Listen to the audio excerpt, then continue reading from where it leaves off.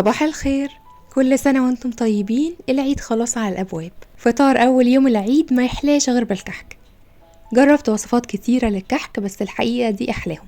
من ساعة ما جربتها وأنا مش بعمله غير بيها. على قد ما الكحك حاجة بسيطة جدا في عمايله، على قد ما هو مدوخ ناس كتير. مكوناته بسيطة، طريقته أسهل، وإن شاء الله لو مشيتوا على نفس الخطوات والمقادير هيطلع معاكم أحلى كحك هتدوقوه، أحسن بكتير من الجاهز أو أي طريقة تانية جربتوها. شايفين الكحكاية مش مستحملة ازاي؟ بتدوب دوبان، والحشوة اللي جوه طرية وناعمة مش ناشفة خالص، وكمان الرسمة اللي عليها ما اختفتش بعد التسوية، لسه جميلة زي ما هي. أول حاجة هنعمل حشوة العجوة. بحب أعملها في البيت أحسن من العجوة الجاهزة وأنضف بكتير. دول 600 جرام من البلح الرطب. دايما علشان نعمل العجوة في البيت بنستخدم بلح رطب أو تمر يكون طري، علشان لما اجي اهرسه ينعم معايا بسهولة، ولما اجي اعمله عجوة تكون الحشوة كده طرية وجميلة. غسلته كويس وبعد كده شلت منه النوى، حطيت عليه معلقة كبيرة ممسوحة من السمنة البلدي وبهرسه بالشوكة. هو شوية بيكون محتاج حد عنده عضلات، بس بيبقى طعمه أحلى بكتير من العجوة الجاهزة، بيكون طري وجميل، وفي نفس الوقت ضامنين ان هو نظيف جدا مش هيقرش معانا في الكحك. لو هستخدم العجوة الجاهزة بحط برضو عليها شوية صغيرين من السمنة وعجنها بإيدي عشان تكون طرية وجميلة في حشوة الكحك. ببل إيدي شوية من المية علشان العجوة ما تمسكش فيها. ممكن تضيفوا بقى على العجوة دي اللي انتوا حابينه، ممكن نقطة من مية الورد، شوية سمسم محمص أو بندق مجروش، عين جمل، أي إضافة انتوا حابينها. وكورها كور متساوية في الحجم على حسب حجم الكحكاية اللي هنعملها. أشيل العجوة على جنب وتعالوا بينا نعمل مع بعض عجينة الكحك. أول حاجة المكونات الجافة. نوع الدقيق بيفرق جدا في نواعم العيد، علشان كده نستخدم نوع متعدد الأغراض بس يكون فاخر وممتاز. هقول لكم المقادير بالكوبايات، ولو حابينها تكون بالميزان هتلاقوه في صندوق الوصف تحت مكتوب. أول حاجة الكوباية اللي أنا مستخدماها مقاسها 200 مللي.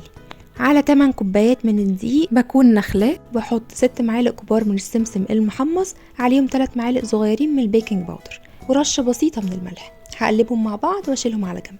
في بولة تانية بحط 2 كوباية من المية الدافية أو الحليب الدافي، عليهم 3 معالق صغيرين من الخميرة الفورية، واقلبهم مع بعض واسيبهم على جنب عشان اتأكد ان الخميرة بتاعتي شغالة وكويس.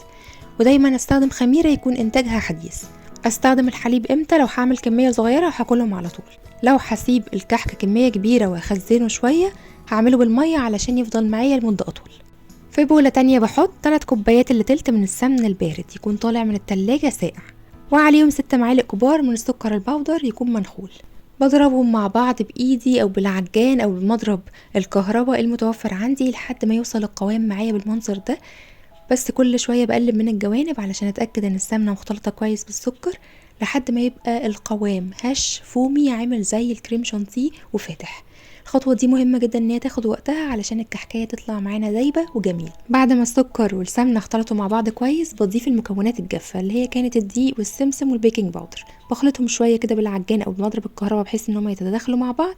وبعد كده بدخل بايدي بقى وبعجنهم مع بعض. اعجنوا براحتكم جدا قبل ما نحط السوائل. بعد ما بنحط السوائل ما نعجنش كتير. الخطوه دي برضو مهمه جدا ان احنا ندخل السمنه كويس قوي جوه الدقيق بالشكل اللي انتوا شايفينه ده.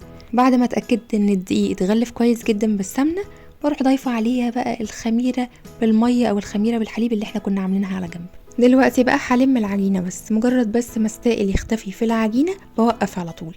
ما كترش في الخطوه دي ان انا افضل اعجن، عشان انا مش بعمل عيش، مش عايزه العجينه تعمل عرق معايا، انا بعمل كحك. فاول ما السائل يختفي في العجينه بوقف على طول. علشان نختبر العجينه ونحس ان هي كده ناجحه معانا باخد قطعه من العجينه بكورها ما بين ايدي وبعد كده بضغط عليها بكف ايدي بالشكل. لو العجينه ما شققتش معايا كده من الاطراف يبقى هي كده ناجحه وجميله. شايفين الجمال؟ عامله زي الصلصال، خطيره، ناعمه جدا وباينه ان هي ناجحه من قبل ما تستوي.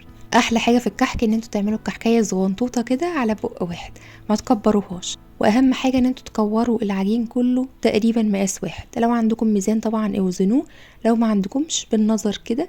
طبعا تقدروا تحشوا الكحك اللي انتوا عايزينه، عجميه، ملبن، عجوه، مكسرات، المتوفر عندكم واللي بتحبوه على حسب ذوقكم. اهم حاجه لما ادخل جواها الحشوه ما تكونش باينه من العجين عشان ما تتلسعش معايا ويبقى شكلها وحش. هكورها كويس. وبعد كده ممكن بقى نستخدم البسطمة بتاعة الكحك، بتكون اسهل حاجة. شايفين الرسمة جميلة ازاي؟ او طبعا نستخدم المنقاش زي ما احنا هنعمل بعد شوية، بس طبعا البصامة اسرع بكتير وانجز. هخلص كل الكمية بنفس الطريقة واحطها على صاج ما يكونش مدهون اي حاجة، لان اوريدي الكحك فيه كمية سمنة كافية ان هو ما يلزقش. طبعا مش محتاجة اقول لكم ان نوع السمنة بيفرق جدا جدا جدا في طعم الكحك. اننا نستخدم سمنة فلاحي طعمها جميل بيخلي ريحة وطعم الكحك في حتة تانية خالص. لو مش هنستخدم سمنة تكون نوعها كويس، ممكن تستخدموا بقى مع العجينة توابل الكحك او ريحة الكحك، حاجة بسيطة كده بحيث ان هي تدي طعم وريحة حلوة، او شوية صغيرين من المحلب المطحون، ما نكترش عشان طعمه بيبان جدا لو كتر زيادة عن اللزوم. انا هنا كنت مستخدمة سمنة جاموسي، ريحتها وطعمها جميلة جدا في الكحك، ما حبيتش اغطي عليها بتوابل الكحك او بريحة الكحك.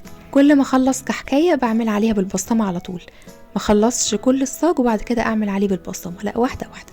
اهم حاجه ان انا اول ما اخلص الصاج بسويه على طول، ما افضلش سايباه علشان ما يفضلش يخمر وحجمه يتغير وكمان النقشه من بتاعته تروح.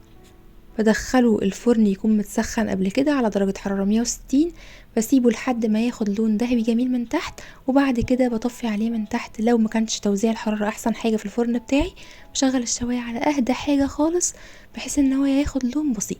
ما سيبش الكحك كتير قوي في الفرن او علي عليه درجة الحرارة، ده بيخليه شقق مني وممكن كمان يبقى ناشف ما يكونش دايب كده زي ما احنا بنقول.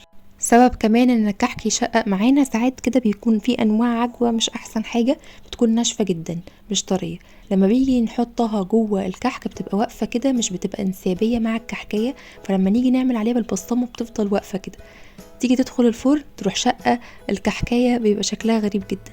فبرضو نوع العجوة بيفرق جدا. شايفين طبعا اشكال كتير من النقشات كلها احلى من بعض، اختاروا اللي تعجبكم واعملوها. انا على نفسي بعشق ورقة الشجر، شكلها خطير. وده لون الكحك اللي المفروض نوصل له، هو مش بسكوت يعني، مش لازم يكون ذهبي خالص، هو بس بياخد لون بسيط زي ما انتم شايفين. بسيبه يهدى خالص من الحرارة وبعد كده بحركه. وبلاش ترشوا السكر البودر على الكحك غير لما يبرد خالص من الحرارة. الكحكاية بتكبر حاجة بسيطة خالص في الفرن، عشان كده كنا بنسيب ما بين كل كحكاية وكحكاية مسافة بسيطة علشان ما يلزقوش في بعض.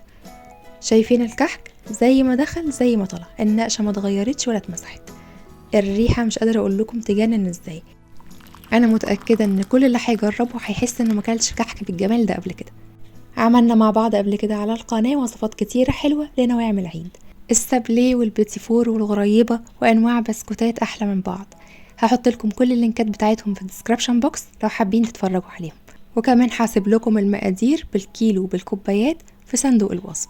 بعد ما الكحك يهدى خالص من الحرارة شيلوه في علبة محكمة الغلق عشان يفضل معاكم لأطول فترة ممكنة. وفي النهاية أتمنى من كل قلبي إن الوصفة تكون عجبتكم. كنت معاكم نسمة الخياط، وما تنسوش اعملوا سبسكرايب للقناة وفعلوا الجرس عشان يوصل لكم كل جديد، ولايك وشير. باي باي.